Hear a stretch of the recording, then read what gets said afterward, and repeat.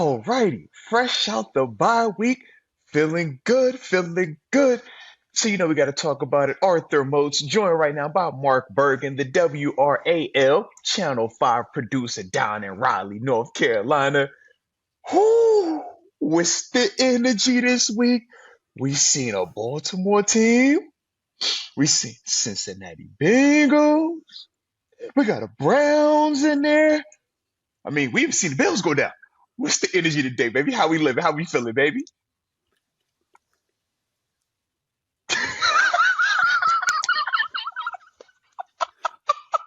I'm sorry, Arthur. The audio was goofed up. I was doing my best Shador Sanders to describe Dylan Oh, Gabriel's performance against the Browns. How are you this morning, yes, man? yes, man. I feel amazing. And shout out to you for that. That was actually funny. I'm like, oh, he should adore me. I love it. But good information. Obviously, when you're talking about these different quarterbacks we're gonna be facing, I'm like, you know what? Not that bad.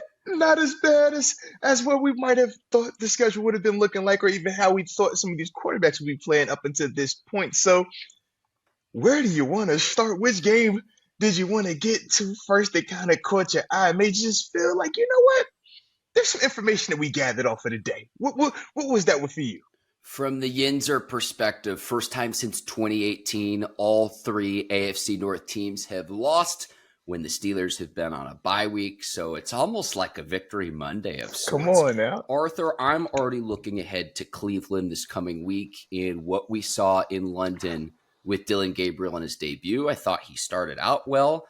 They've got Quinshawn Judkins, a rookie who I thought showed promise in the backfield. So how the Steelers go about stopping that. The Browns have a very formidable defense, despite the fact that Carson Wentz led the Vikings down, connecting with Jordan Addison late in that Hmm. game.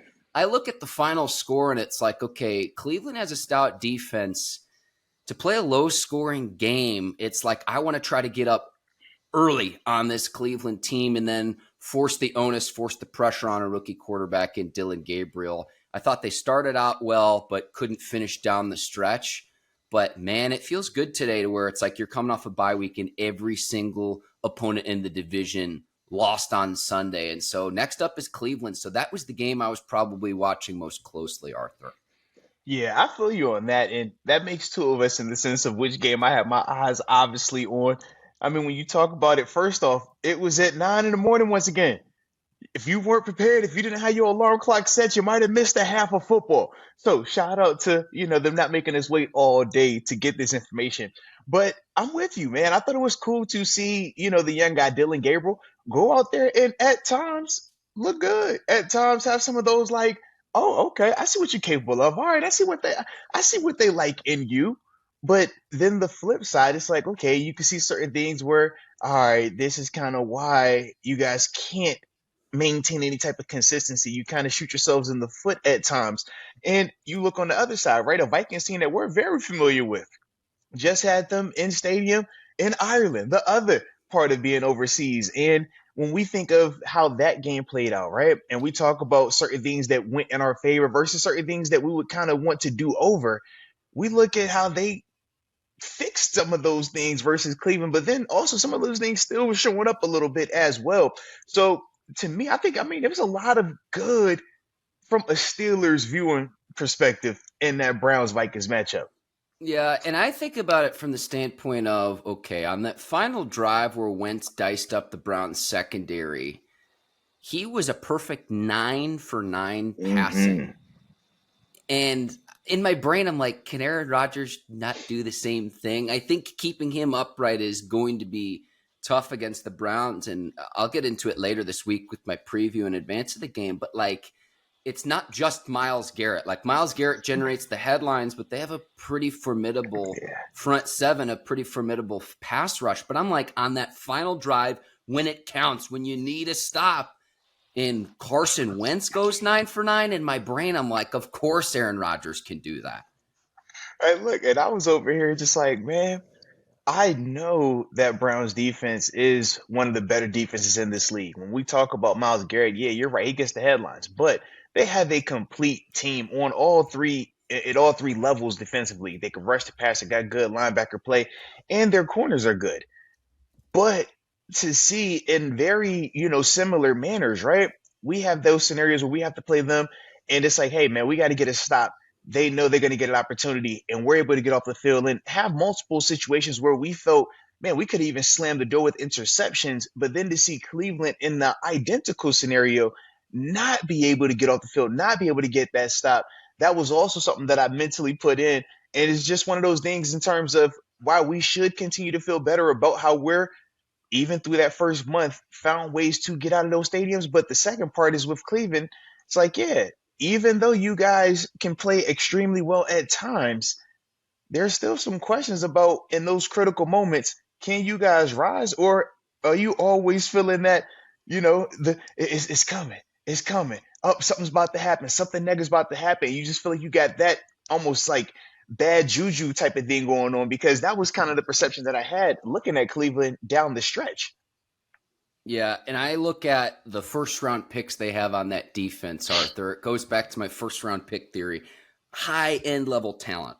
Myles Garrett, don't forget about Mason Graham up front. I know at the time everyone was like, how could they trade away the pick for Travis Hunter? How could they do that? Mason Graham's pretty stout up front. So I think this is going to be as big a test maybe since that opener against the Jets with McDonald and Quinnen Williams up front for this Pittsburgh Steelers offensive line, a young offensive line.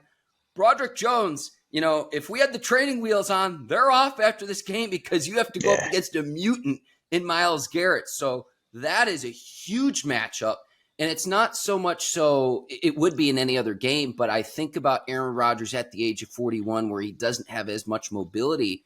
I mean, Arthur, we didn't even talk about it last week, that scramble late in the game that Rodgers had where he was able to get a first round, but he stripped, and thankfully Broderick was right there to recover the fumble.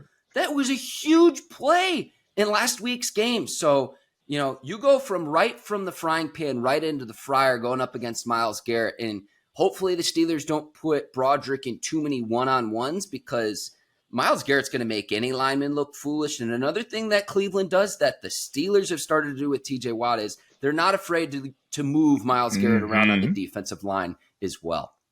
No, absolutely. And like you said, that's the part that when we're looking at that chess matchup of it, I'm excited to see coming out of the bye week. What are the things that Arthur Smith has implemented? What are the things that Arthur Smith has created for that? And like you said, man, later in the week, man, when we do more of the preview stuff and breaking it down, man, all of that, that nuance type of stuff, man, for sure we get into, because you have to have a plan versus those type of guys, right? When we've brought up some of these pass rushers in the past, right? Will McDonald, Jonathan Grenard, it's like these are good players. These are players that can still, cross that double-digit sack threshold, so you have to respect them. But none of those players are Myles Garrett, with all due respect. So totally different mindset, totally different beast that you're dealing with. Heck, I don't know if you saw the play yesterday, but my man is lined up dang near at the slot receiver or defense, and he still gets a sack. You're like, hey, bro, you're not supposed to be able to line up that far and still find ways to get to this quarterback, man.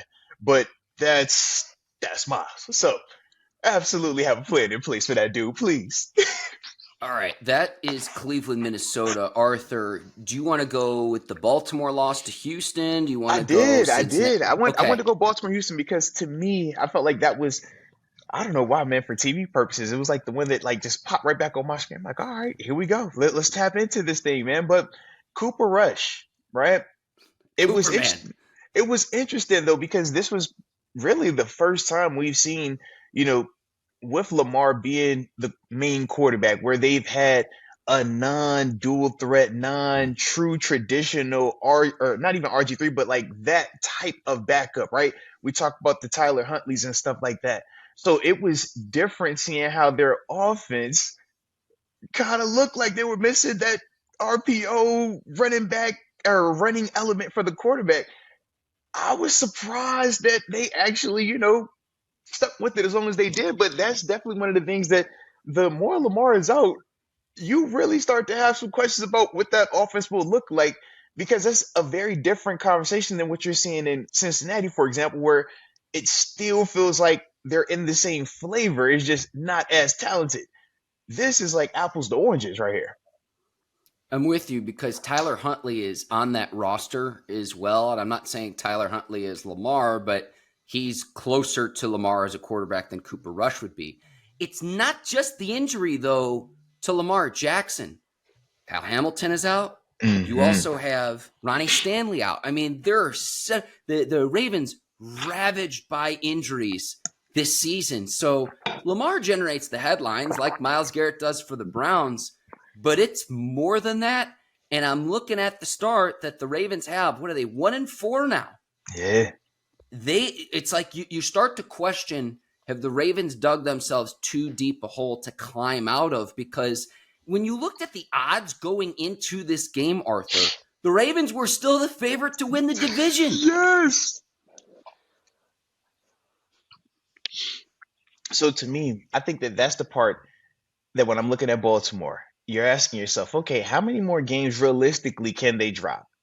And then I start looking deeper into that, and I say, okay, well, if Lamar comes back, we do feel like that band-aids a lot of the shortcomings, right? The Ronnie Stanley, the Kyle Hamilton.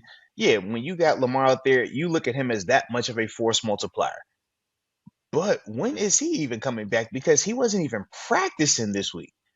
Now you start adding up, and it's like, okay, are we looking at maybe another? Is it one game? Is it two more games without Lamar? And then when he comes back, is he still able to utilize the legs to the extent that he once was? Because we're talking about hamstring. And we all know you have to be careful with that because once you pull it once, the probability of you pulling it again goes up. So all of those variables, all those factors I'm looking at, and why you're sitting at 1-4, and this is why it's so critical to win. It doesn't matter always how you do it, but you have to win. So as we're sitting here at 4-1, ugly at times, but it's like, man, we just have a lot more margin for error. Whereas when you look at Baltimore right now, they have to be perfect, dang near going down this thing. And you have legitimate questions, even if they're going to have the personnel that gives them the best chance to even do that. So I don't know if you're a Baltimore person right now, how you feeling so confident, man, just based off of what we're seeing currently. And these aren't like close losses. You watched in this first one without Lamar, man, 44-10. The Texans have been struggling also this year. So like this Texans have been world beaters. They've been struggling this year. 44-10. And if you watch the game, it didn't even feel close. Same could be said about that Bengals team. We'll talk about them in a second, but it's like, man, these are a very lopsided losses also. And like I said, man, it's just one of those, when you're looking at this division right now, the further we get into it, it's like, okay, starting to shape up a little bit nicer than we were thinking after a month. I've got two things from this game, Arthur, that you kind of helped jog in my mind.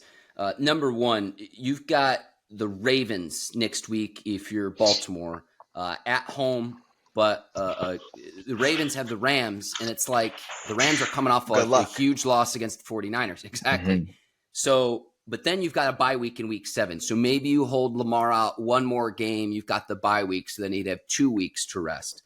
But then I also look at this game. Derrick Henry getting limited to 33 yards. I don't ever remember this.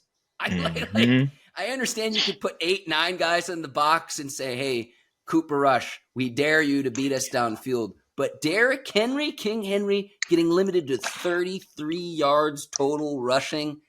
I don't ever remember seeing that. And not just that. I'm like, man, his history versus the Texans. He typically goes for 200 plus routinely against them. So when you throw that in there also, I'm starting to have questions about, all right, is his production or was the way that he's been able to dominate there more so relying upon what we've seen the Lamar Jackson effect be? You can't play defenses certain ways versus Lamar because of his legs. It looks like, based off of this one game, like, man, that was why Derrick Henry has benefited as much as he has. Now, we will see as the sample size increases if it's the same, if he's still held under 40 yards rushing. You're like, bro, this is Derrick Henry we're talking about. That doesn't happen. Because if that does become the norm, now I don't see them really having a clear path for consistency offensively. Because Cooper Rush isn't the guy that you want to be, the main person driving this car in terms of his arm. You typically, want him as a part of something, not having to be the main front guy. But if Derrick Henry isn't going to be the most productive player on that field on offense, yeah, it just sets you up even more. But there's still legitimate questions about Derrick Henry and his ball security. I know he put it on the ground yesterday, but it's like, all right, we can still see you put it on the ground too many times already this season and losing those things. So I'm sure that's still looming, still lingering in the back of his head. And I know it's here in Pittsburgh. We're going to be hunting that ball.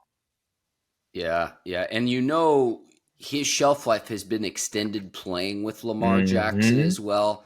Most NFL running backs, and Derrick Henry is not most NFL running backs. By the time they hit to 30, it's like you're in and out of the league, Arthur. So Derrick Henry at the age of 31, I mean, I look at this because each year you play fantasy football and you want Derrick Henry on your roster each and every year. It's like, great. I know I've got a guy who's going to put up huge stats for me. Yeah. Is that starting to finally regress? But is that starting to finally regress relative to the fact where a few weeks ago, short of those fumbles, Arthur, you're talking about one of the best running backs in the NFL still, but when Lamar is out or Lamar is compromised, that changes the equation on everything that the Ravens want to do from an offensive standpoint. Yeah. But the one thing that I will, because out of respect for Derrick Henry, you still have to respect his ability to make a guy miss and go 70 yards, right? We do know he is still very much capable of that, but you could just play him a lot more aggressively when you don't have Lamar out there. When there's no Lamar, you're not as concerned with Cooper Rush improvising. You're not as worried about, Cooper Rush fooling you on play action pass, and now he's on the perimeter on a bootleg, and it's like, oh my God, what are we going to do? So the way that you're able to load up against Derrick Henry, the way that you're able to be more 11 hats to the ball if you're a safety, right? Typically, if you're playing the Baltimore Ravens as safety, you can't fly down there to get to Derrick Henry because Lamar has the ability to throw that thing anywhere on that field down the grass. So you can feel the compromise that those guys become in. But no Lamar Jackson, they don't have to play them like that. And until Cooper Rush shows that he can consistently hurt you with his arm, I don't see how that's going to shift anytime soon. So if you're Baltimore, Ronnie Stanley needs to get back sooner rather than later. But we'll see what that is because, even with that, I wasn't expecting him to miss this week personally. Arthur, did you ever go up against Michael Vick? Because he'd probably be the closest comp to Lamar. Absolutely, so man. What was that like? Yeah, man, when you talk about dual threat ability, when you talk about a guy who can literally make any throw on the field because of how strong his arm is. But if you don't rush him, he can pick you apart from that space. And then granted, Lamar is even better from the pocket, even better throwing the football. But then when you rush this dude, if you go out of your rush lane, if you're too aggressive, he could step around you, make a guy miss and take off for 60. That combination of talent, that combination of dual threat, that's why, I played him specifically when he was in Philadelphia, right? When we talk about the Dream Team era that they were on, right? After his first year where he went crazy, that next year was when we played him in, I think of how much more efficient and how much more explosive that offense felt because of his ability to just extend plays. When you watch Lamar, it's the exact same thing. Everybody feels better because they have more space out there. And that space is largely created by their ability to just extend and make you as a defense have to cover, have to keep rushing 5, 6, 7 seconds. That wears on you. And you see it even in late game situations versus the Ravens. Teams get tired, man. Teams get worn down, and then the Derrick Henry run pops. Then the explosive Zay Flowers pass pops. Because now that rush isn't as hot, that coverage isn't as hot, those LBs are tied, then hit, and now one mistake. But that's those type of quarterbacks, man. And that's why Vic was so special. You think about Vic, man. Vic is one of the all-time greats of dual threat quarterbacks, specifically because of those things right there. And Lamar has just taken that to a whole other level. Yeah, the comp there is why I asked that question. And Arthur, the thing that sticks out to me when I see defenses have some success against Lamar, I was at the Ravens-Steelers game 2 years ago. The widened splits, I have never seen an edge line up wider in my entire life watching football at any level. Like TJ Watt, where it's like, he's in a 9 technique. It was like in an 11 technique all the way outside on the edge, Arthur. Yeah, that's one of those things where, as an edge rusher, you obviously know, man, the ultimate sign of respect is when you see a chip block setup, tight end over there, bunch formation, they're game planning around you. But at the same time, you get frustrated. So you try to say that I'm better than whatever you guys are trying to do. And you'll see TJ line up in the ultra wide split. That was what I was referencing, even with Myles Garrett, because they try to do similar things with him. And it's like, man, to line up that wide, traditionally, you are taking yourself out of the play, right? You should not be effective rushing the passer in any capacity. But TJ is different. Myles Garrett is different, right? It's a handful of these guys that can line up that far and still impact, still hit the quarterback, still get a sack. And that's, how TJ views himself, and his track record is what it is, right? Oh yeah. So I look at those things and I'm with you. I'm like, whew, boy, you are out wide. Like, you are past the nickel. How are you past our slot cornerback right now? Like, this is not normal. But you watch the get off. You watch how they can close that ground, and you watch how the tackles even respond to it. Any, it's about 90% of these other edge rushes that could line up that wide, and them tackles are gonna be like, "Ooh, all right, we're good on this play, guys. We can breathe. All right." Well, it's not just that, but it's Yeah. staying in the edge. It's staying in the passing rush lane and Uh-huh. forcing a mobile quarterback in the pocket back where you have help back on the inside. There's the old slogan: you lose contain, you lose the game. Oh, Without absolutely. Lamar Jackson in the lineup, you lose that element of your offense. Yeah, you for sure do. And I think the other part is this: when you're just talking about Baltimore, right? Everything being amplified by Lamar. I always have questions about their offensive line and how good it actually is, because to me, I think they benefit largely from rushers not rushing 100% due to the fact that they're afraid that Lamar's going to take off when you have to be overly cautious of your rushing lanes. But then the second thing is because of his ability to make guys miss. Man, when those dudes up front get beat, it's nothing for him to step around the first guy. It's nothing for him to casually, drift to his right or his left and just extend him by time. Cooper Rush isn't that same type of player. So those issues, those offensive line protection question marks become amplified. Same in Cincinnati. Yeah, when you got a Joe Burrow who can get rid of that ball and his reads are perfect, he's so precise in terms of his decision making. Yeah, you can get away with a below average, a less than group up front. When that's a Jake Browning who isn't processing the information as fast, he isn't as efficient and as decisive, and he holds the ball a second longer. Now you watch how those dudes get affected. You watch how those guys look. And that's how I look at Baltimore right now. It's like, man, until Lamar gets back out there, all of that stink, all the little stuff that we would look at and point to, and he's like, hey man, questions about that.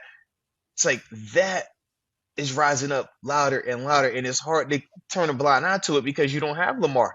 Lamar's the ultimate like air freshener over there. Yeah, you mentioned Cincinnati. It's not just missing Joe Burrow. I see 37 points allowed. And so you Mm-hmm. point to the defense, but then you talk about the complementary piece. The Detroit Lions benefited from the fact that they had shortened fields to deal with Mm-hmm. all game long, Arthur. So I look at, we're talking about some of the deficiencies that Lamar Jackson masks with Baltimore. The same can be said in Cincinnati and Joe Burrow's absence.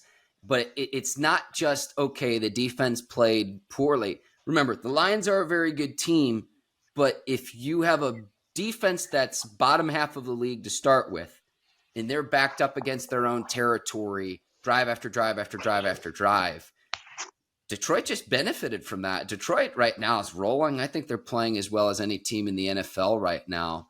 And I don't want to shortchange that either, because I think Detroit's one of the best teams in the NFL, certainly the NFC. Yeah, and I think that that's also the funny part about the NFL. You think about the narrative surrounding the Detroit Lions following, that early game versus the Packers, and how Green Bay really got after them. And it was legitimate questions about coordinators, about talent, about what the Lions even are. You fast forward 5 weeks later, we're like, yo, they look good right now, man. That pass rush is humming. Those running backs looking good. Obviously, golf taking advantage of, short fields and stuff like that. But yeah, they look good. Now, or I guess the flip side in terms of when I look at Cincinnati, and this was a little bit more, I guess, discouraging. I thought that they moved the ball a lot better versus Minnesota. I thought they were more consistent versus Minnesota. Whereas when we talk about, Detroit, how they were able to force some of the mistakes, how they were able to, I don't know, I just felt like they couldn't get out their own way early on. Whereas I thought versus Minnesota, man, you could see some of their drives. You could see them marching down that field. I just didn't, I don't know. I feel like they're trending really in the wrong direction. And it's starting to have questions about, even with Jake Browning, is it good enough, right? In the sense of protecting the football. Can it make sure that they don't self-destruct week and week and week? Because at this level, when you start throwing in the turnovers, when you start throwing in the self-inflicted, that's when you get these lopsided scores. That's when you get these games where it's like, hey, man, y'all down, 30 points going into the half. How we get here again? It's that part of it. And I just don't know if they're going to be able to fully overcome that without, Burrow being back out there. I know that traditionally Cincinnati is known for having a cheap front office. I'm just going to say it outright, Arthur. No, That's I'm a nice serious. way to say it. That's a nice way to say it. They're cost efficient. You know what I mean? Yeah. They've allocated the money, at least on the offensive side of the ball, and bringing Hendrickson back for a year. But with Burrow out and the deficiency, like the way Cincinnati is constructed is the exact opposite, the exact inverse of the Pittsburgh Steelers, where the vast majority of their money is on the offensive side of the ball. So traditionally, again, you could have pointed to the front office, but then you start to question, is Zach Taylor the guy? But then ask myself, okay, if you got rid of Zach Taylor, who would you go target? It's just kind of a collective shoulder shrug, and I could point to, does this look any different if Joe Burrow is healthy? But Joe Burrow, it's been up and down with him. Like when he's on the field, he's as good a quarterback as there is in the league. But whether you want to say he's injury prone or not, the best ability being availability. Just look at the AFC North this weekend. Dylan Gabriel making his first start, Joe Flacco benched, and then the injuries to Lamar and Joe Burrow, the repercussions of that. Are things perfect with the Pittsburgh Steelers? No, Arthur, but I would much rather be in the scenario that they're in right now, having Aaron Rodgers healthy and performing at a pretty high level through 4 games than any of the other teams in the division. And so it's through 4 games, it gives me some confidence with this Steelers team because I look at, from Cincinnati's standpoint, I'm asking myself, how do they try to crawl out of this and turn things around this season? I just don't see a path to where they do that. And they're taking, like you said, some bad losses. We talk about how Minnesota was able to just destroy them realistically, right? Then you turn around versus the Lions, it's 37-14. I'm just like, hot dog, man.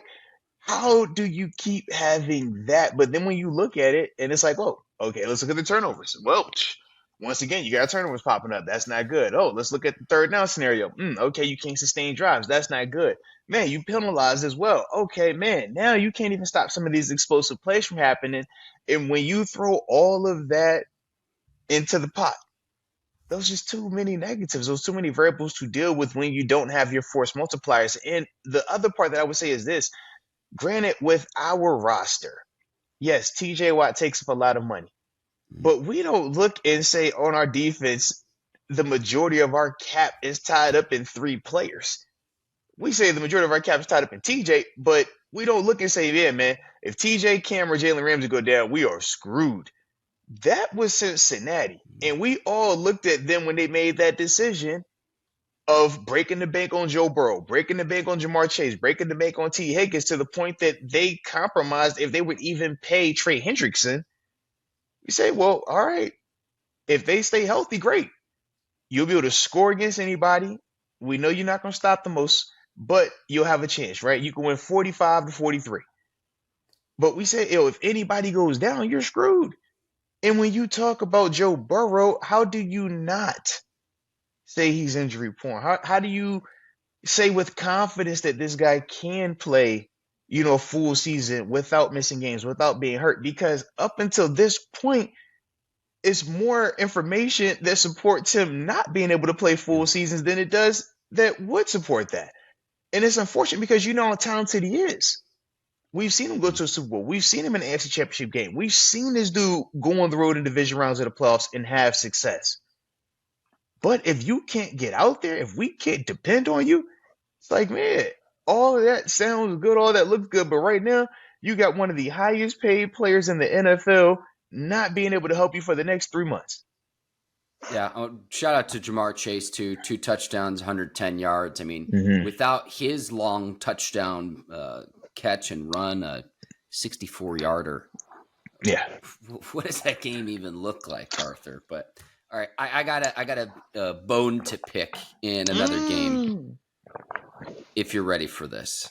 All right, what you got for me? All right, so we're going to. We could move this discussion into first coach fired, but hang on. This is my bone to pick because when we talk about people losing their jobs, it's one thing. I'm happy that the Titans and Cam Ward got their first win, and we could make this into a discussion about Cam Ward and Kyler Murray and number 1 picks. But this is for the kids out here, Arthur. It's in the fourth quarter of the game. Scores 21-6. The Cardinals are leading. Amari DiMercato, not running through the end zone, dropping the ball before he crossed the goal line. Young kids, if you're watching, if you are a skilled position player, run through the back of the end zone. Run through the back of the end zone to ensure that you've crossed the goal line. And guess what? If there are defenders there, you'll run through them. You'll trick your brain. Run 110 yards and not 100 yards. Run through the back of the end zone. We could make this into say, oh, Kyler Murray's not doing this. Marvin Harrison Jr. sucks. This, that, and the other. If they go up 28-6, the game is over in the fourth quarter. And we've seen this now in back-to-back weeks, Arthur. Basic, fundamental things that you should be doing at any level of football, let alone the NFL. Yeah, and the other thing is this, man. He's not the first player to do this. And unfortunately, we both know he ain't going to be the last one. Hey, we talk about great players. I'm old enough to remember Deshaun Jackson doing this. It's like, come on, man. We know. It's funny because it's like, man, we obviously understand this isn't the first time we are talking about a player not running across the end zone, not finishing the play, right? That little just relax. Shoot, we could even go back further than that. Have you ever heard of Leon Lett, right? Hey, man, let's celebrate. Let's have a little funny. Like, hey, bro, just finish the play, man. So I get it, man, because part of you, when you're out there and you're competing, man, it's not even because some people do it from a showmanship standpoint, right? When you're talking Deshaun Jackson, Leon Lett, I don't feel like the kid for the Cardinals was more on that. I think it was more so just I'm relaxing. And that's the other side of it when we talk about being a professional, man. You want to relax because human nature says, man, I've got to the finish line and yeah, I'm casually crossing it, right? But when your lapse in judgment, when your casual presence creates this scenario, now you have to go back to the lab and now you have to have those conversations and say, man, well, why did that happen? Why was I casual? Why did I think that I could just mosey on into this thing without having ball security? And, that's one of those things that you got to deal with. No different than when we looked at Caleb Johnson, right? A couple of weeks ago. It's like, yeah, man, ball goes through your hands on the kickoff return. Does Caleb Johnson know how to catch a football? Yes. Does Caleb Johnson know how to run 10 yards back and if a football is over there, pick it up and put a knee on the ground or even scoop it up and get moving, right? He knows how to do all these things, but casual, right? It's casual. Just a little lapse. Just a little, oh, man, all right, man, yeah. But those are the things at this level that in both scenarios we've seen can get you beat. they seem small when you isolate them, but when you factor those into the big picture, and it's like, man, these errors have either led to points being off the board, or in our case, points being put on the board against us. That's the coaching point.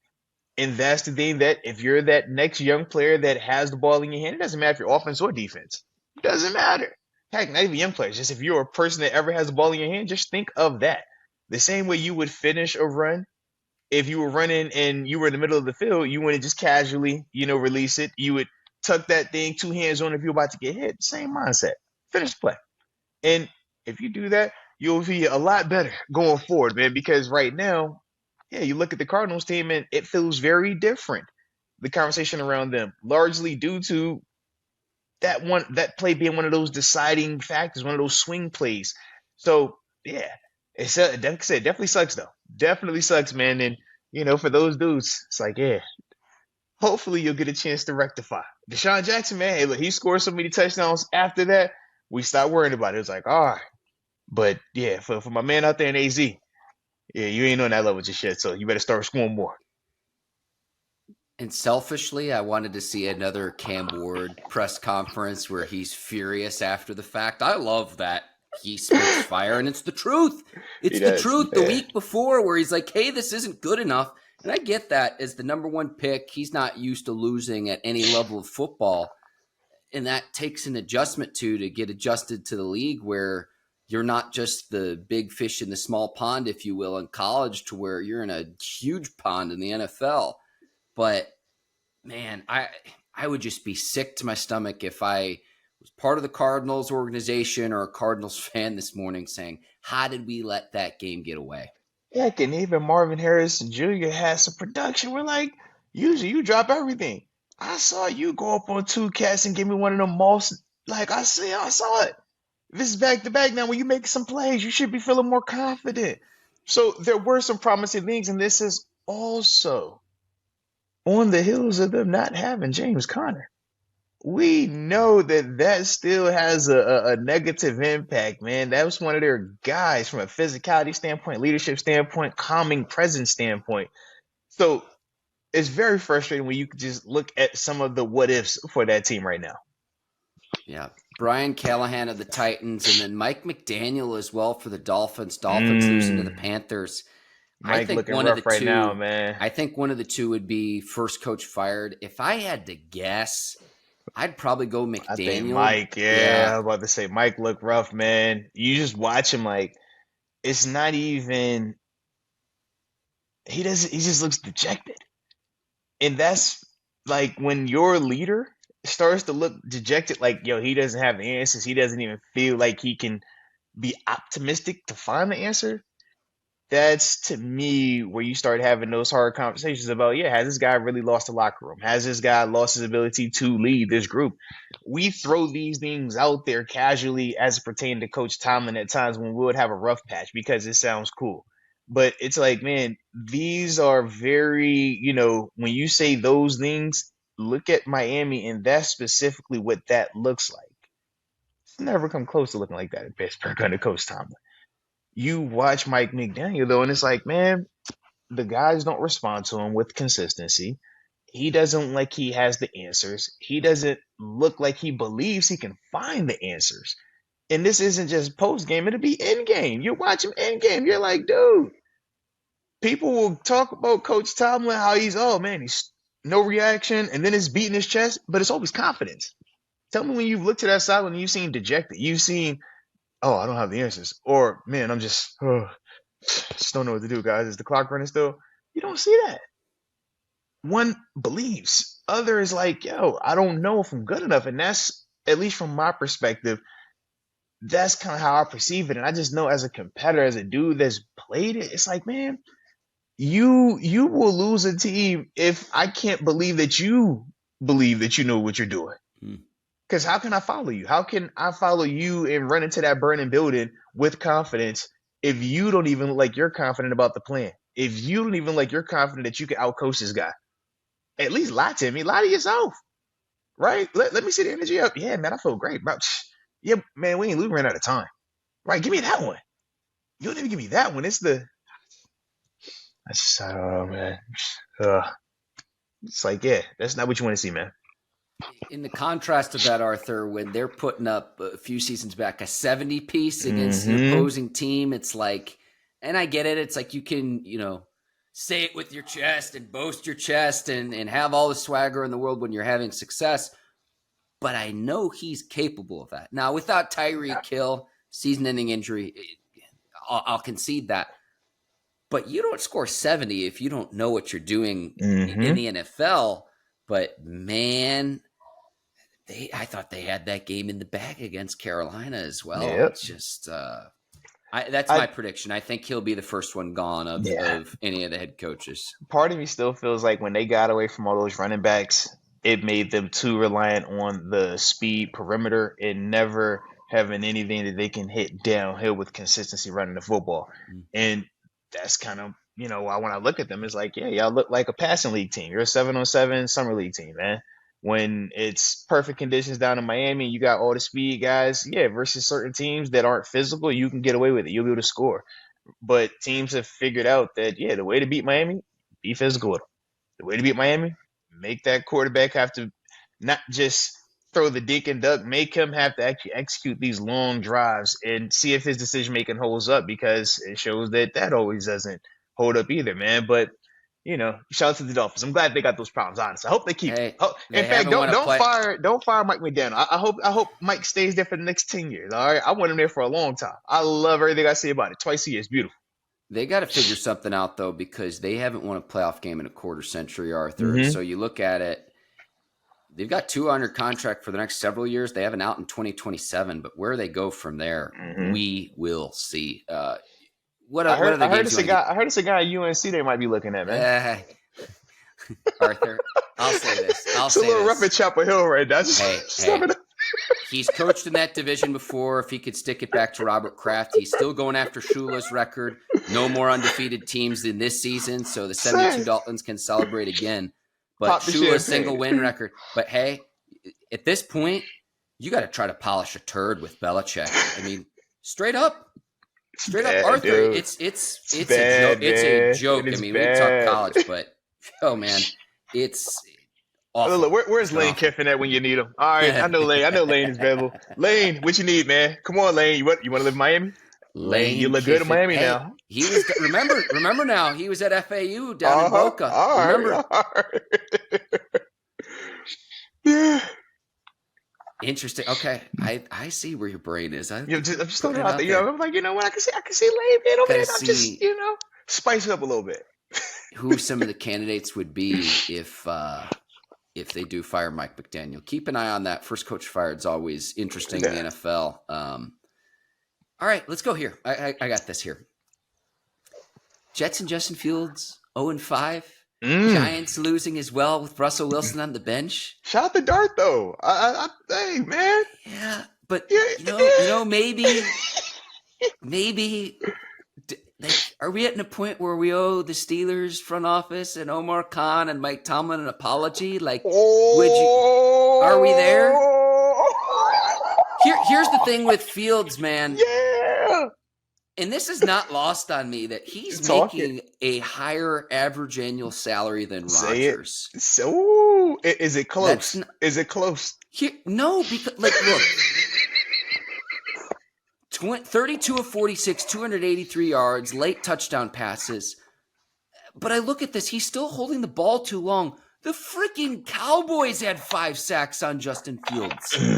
The Cowboys. Without Michael Parsons, let's throw that out there also. Like 2025 Cowboys. Yeah, that version. Yeah. So it's like,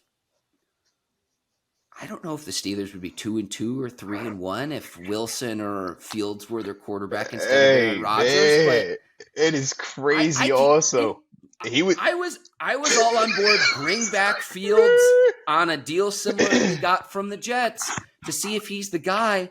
But it's like if he just continues to hold the ball too long, after a certain point, we see all the prolific runs, and he's.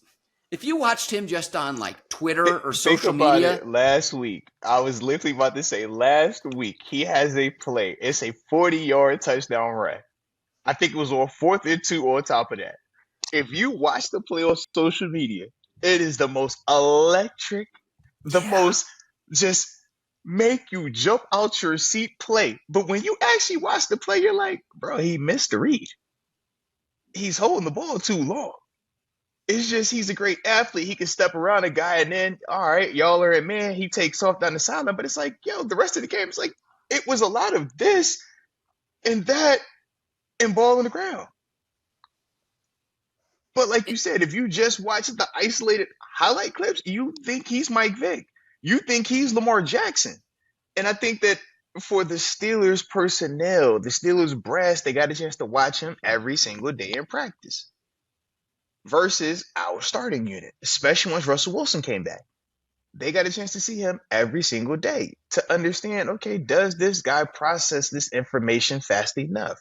Is this guy going through the natural evolution of playing quarterback at a correct stage? Or are we still looking at a guy who's a great athlete, but still isn't a high level quarterback just yet? And I think for the Steelers, they just didn't want to overpay for that because you can still, like I said, see where he has some potential. But are we about to have another excuse? Because that's what it seems like every stop where it doesn't necessarily work out in the sense of consistent quarterback play, consistent wins and losses will point, all right, organization. Okay, it was coach. Okay, it was personnel. Okay, it was this. And it's like, well, shoot, when he was here and we dumbed it down, we were viewed as a negative for dumbing it down. But now that it's back to, all right, you have the full reign, it's back to looking like Chicago. it's wins and losses aren't always a quarterback stat. It's a team game. But this is telling to me, and this is a big enough sample size, and it tells you what you need to know about Fields. Justin Fields is 0 in 26 when the opponent scores 21 or Yes. more points. We're not talking 30, 21. Yeah. You can't have a quarterback in modern NFL to where that's the case. I can't believe that's a real stat, but it is a real Yes. stat. It tells Yes. you everything that you need to know. I still think, look, give Aaron Glenn several years. I think that they need a huge culture change because they haven't won a playoff game in 15 years. So I give that time, but man, I look at Russell Wilson's on the bench. Justin Fields hasn't won a game yet in New York. Steelers are 3-1. Just the relief. I don't think we're going to be this relaxed on a Monday for the rest of the season, Arthur. It's just man, I'm just really enjoying this Monday of all of your rivals and opponents and division teams lost. And then I look at the two guys that were quarterbacks and I say, would you be better off with those two guys instead of Aaron Rodgers? And I don't think you would. I am confident in saying that as well.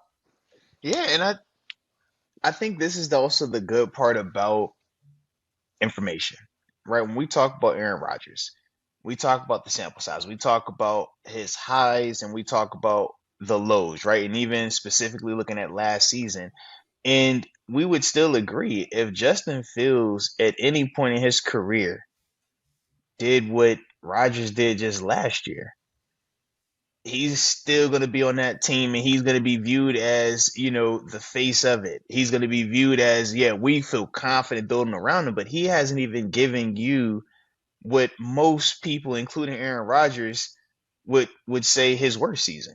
And even in his worst season, it still was historically one of the best seasons for the Jets. That's what you get when you got a Hall of Famer, but yeah. So when we talk about, Fields versus Rodgers, it's like, yeah, man, when have we ever seen Fields be able to be even Rodgers on Rodgers' worst day? And then when we go to Russ and we start looking at the last 5 year sample size and you compare it to Rodgers once again, it's like outside of when Rodgers has been hurt, when has Russ outperformed Aaron Rodgers in the season? When has Russ been the more prolific passer, right? Been the player that takes care of the ball better? It's like we've never said that about Russ. It's just when we saw Rodgers with the Achilles and Rodgers coming back from the Achilles, it's like, yeah, man, this isn't the Rodgers that we're accustomed to. So the negative on him almost gets amplified because of our expectations and our familiarity with him in terms of what we expect to see consistently from him. Whereas now, we said at the end of that Jets run, right, the last 5 games, and now even at the beginning of this season, it's still not peak prime Rodgers, but it looks way more Rodgers-esque. And I think that that's why we can see that separation with how he's playing, how he's leading us, versus when you look at Russ, versus when you look at Fields. Heck, any of the other quarterbacks that we had prior to Big Ben. It's like you see the big differences that Rodgers and his consistency and even his floor brings in comparison to some of those other guys. Yeah, that's really well said. That's really well said.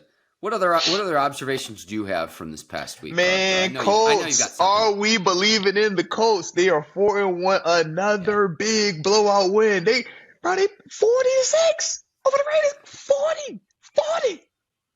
They over here kicking booty. We know what they did to the Dolphins. We talked about that one. It's like, I got the schedule up. Denver just beat Philly. Denver just beat Philly. Tennessee, and not just a win over Tennessee, a 41-20 win over Tennessee. Lone loss to the Rams. I think the Rams are a pretty good team. And then the Raiders. 3 of those opponents aren't very good, but I'm coming around on Indiana Jones. Hey, man. They over here spanking some booty, man. They 30s and 40s spanking booties. Jonathan Taylor's back into form. Yeah, I think they're legit. That I have this in my notes, Arthur. I said I think the Colts are legit. 3 of their wins came against weaker teams, though. I'll gladly concede that. But because at first I was going to put out the question, I'm like, you know what? No, say it with your chest, Arthur. You say it with your chest. I think they're legit. I do. Yeah. So for me, I'm torn still. I'm like, I want to believe. I want to so bad. But what you said, it does factor in. Very similar to how we factor in at times our common opponents, right? Who have you beaten? And what are they looking like? I look at the teams we've beaten. I look at the teams we've lost against. Okay, Jets, we don't feel as good about them, 5 weeks into the season. But Seattle, whoa, we feel a little bit different about them, right? Heck, we didn't feel as good about New England when we beat them, right? We were throwing around words like, man, we kind of barely snuck out of there. The 5 turnovers, flukes for some people. And then it's like, well, you just watched them beat Buffalo last night, and now you look at what their record is. It's like, okay, so Minnesota. Hang on. I got the Colts schedule, though, Arthur. Yeah, Cardinals, you should win the Cardinals. Chargers, coin flip. Fair. Titans, got to beat the Titans.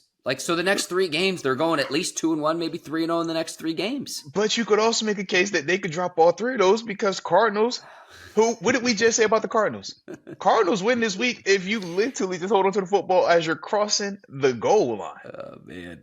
But then it's the Titans who we actually saw come back, right? It's the Titans who we just saw come back, Yeah, you did this to me last week. If Justin Jefferson doesn't slip, if and after a certain point you are what you are. But yeah, we agree. I'm just giving you a taste of your own medicine. So I'm like, oh man. So that's why I need more information. But yeah, you knock out these next. If you go 2-1 of these next 3, or even 3-0. How do you go against that? How do you not buy into it? Because you are what your record is. And at that point, we're talking about a 6-7 game sample size. Yeah, you're legit. If you're sitting there at 6-1 or 7-1, you're legit. And I'll say legit, Arthur, of playoff team. I'm not saying the Colts are going to win the Super Bowl. Yeah. I'm not saying legitimately AFC contender. Yeah, they're going to be. But I'm saying playoff team. Yeah, you're a legitimate playoff contender if you can get to 6-1, 7-1. Now, just because you're a contender doesn't mean you'll make it. We talked about the Bengals a year ago. They were playoff contenders. We saw how they ended the season. Just missed it. But yeah, playoff contenders doesn't mean you're in the dance. And that's why we do have to have that line of demarcation for the teams that actually do get in. We can't lose sight of the ones that actually do get in versus the ones that don't. Same way with teams that lose in a sexy manner versus teams that win. It's like, yeah, man, all of that sounds good, but at the end of it, are you above that line or are you below that line? So with this Colts team, TBD. For me, TBD.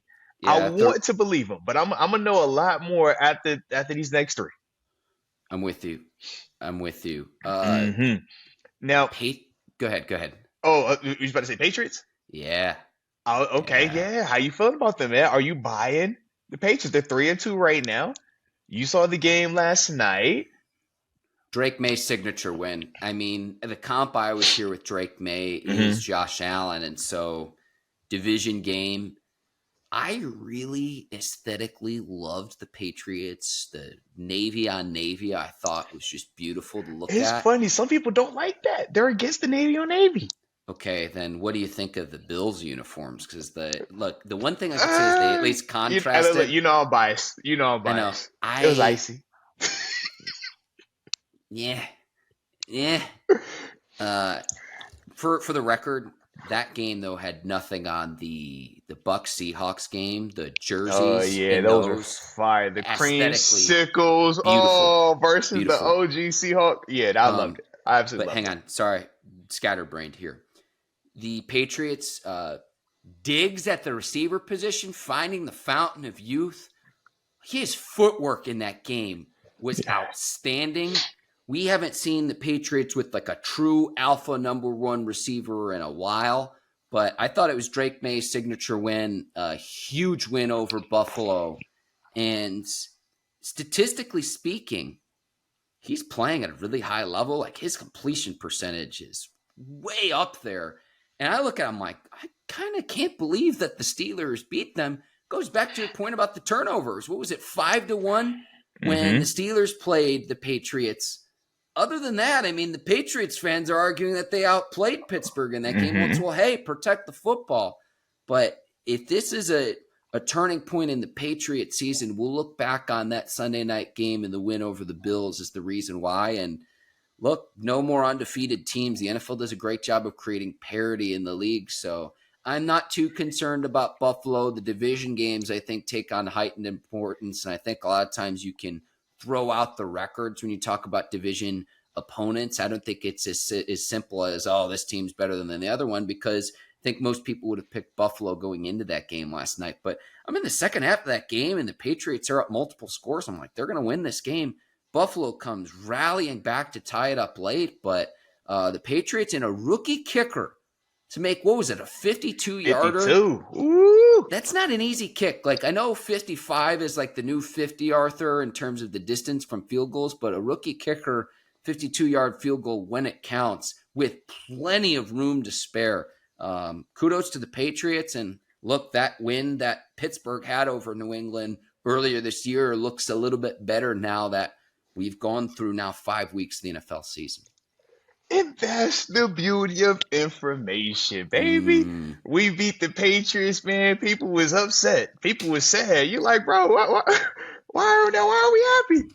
It's a good team. It's the Patriots, man. They look good at times, right? It wasn't dominant. Hey, man, you said what the Patriots team just did, though, to a Bills team, right? And all things still hold true. If you don't protect the football, which Buffalo did not do a good job of last night, it's hard to consistently win. Even with Buffalo coming back, it's like, yeah, when you give other teams multiple opportunities, guys are talented enough. And Drake May, I was liking what I saw from him, man, because it was less of the young guy mistakes that we typically see with him, where he'll be having, a heck of a game and it's like, dang, why would you do that right there? He avoided that. And I think that was the cool part about it. Even with Diggs, man, Diggs was gonna be hyped up, man. This first time back up there, man. So and I thought that Vrabel and that offense did a good job of being intentional about it. 12 targets. 12 targets, man. That's not by mistake, baby. So when you do see, a player like Diggs and who we feel like is definitely capable of being a star, yeah, it was good to see that. Now, I think the tough part is expectations. Okay, if you could do it versus Buffalo in a prime time scenario, the expectations become you should be able to do this on a week in and week out basis because that's what separates the non-team from the Buffaloes of the world, from the Baltimores of the world, right? From even the Steelers of the world. Teams that have figured out ways to replicate each and every week getting out of stadiums. Whether it's the sexy Buffalo winning by, 30, 40 points on the board, or them eking out a game 20-23. You know what I mean? It's like, yo, can you win ugly? Can you win pretty? Can you score a lot? Can you not score a lot? Those are going to be the things that come with it. But they have a talented roster when you talk about the running backs. Now, they still got ball security issues. Yes, we're still seeing that pop up, right? But you look at how Diggs played, and Diggs, the way that Diggs played in this game was how I thought they would utilize Diggs versus us. They never did, though. And that's the part where when we talk about coaching, we talk about decision making, it's like, yeah, I know we're always hypercritical about ourselves when DK isn't getting 12 targets, but y'all saw how well Diggs played, and y'all know for a fact he didn't have any, maybe 5 targets when he played against us. So those are some of the things that you just always factor in. But yeah, I'm interested to see, man, how the Patriots, if they can continue to replicate that. Because if they can, then yeah, they got a chance, man, because they're definitely talented. And that brand that they were playing last night is a type of football that can travel home or away. When you're physical, when you're running it in, has a quarterback that can improvise and extend plays, a receiver that's catching everything and giving you yak, that's tough. But once again, like I said, you got to be able to do it every week and not just in these big games. Arthur, to your point about Diggs, only 3 targets against the Steelers. Caught all 3 of those targets as well. Mm-hmm. So why would the coach do that, though, right? What was the coach thinking? Is that bad coaching?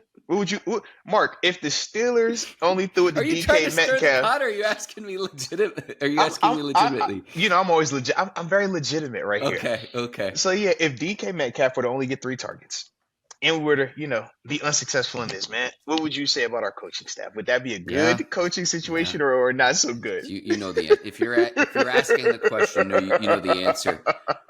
When I close my eyes and think about that game last night, though, the play that comes to mind is the stiff arm that May has. He somehow stays up and he completes the pass and they get the first down.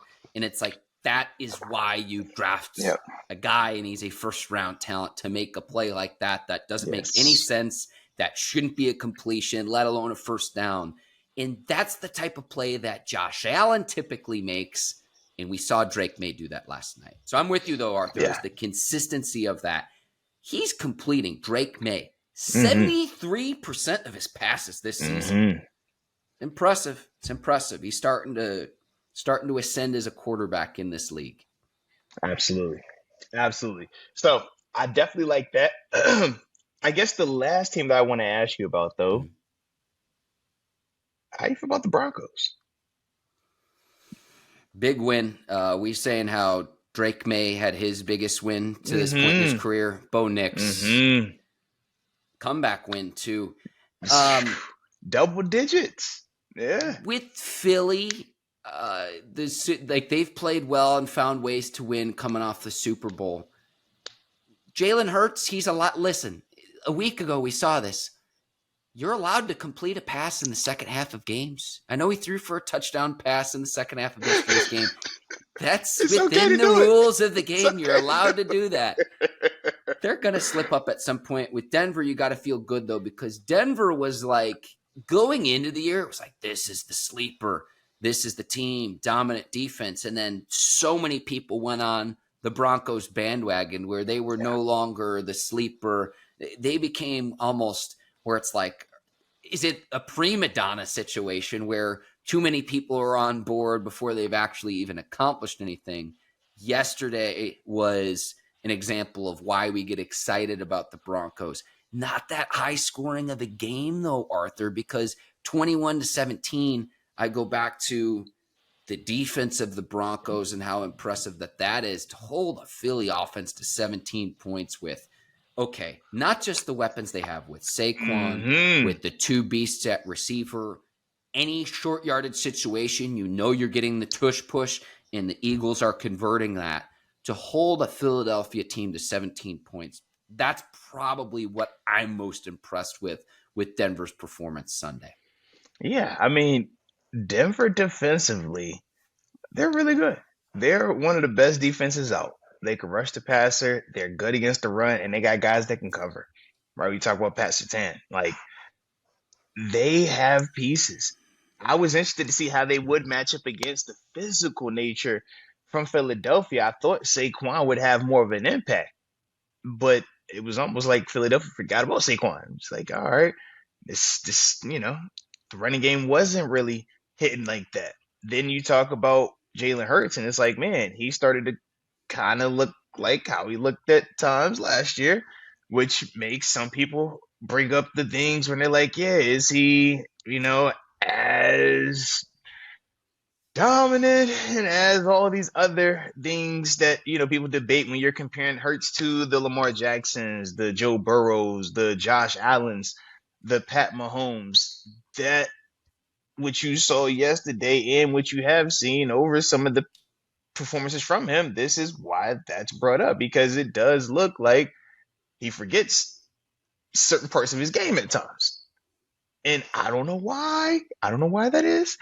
Because like you said, how can your offense, when you have a Saquon available to you, got a Devontae Smith, you got a A.J. Brown, it's like, man, your O-line protects you. Why?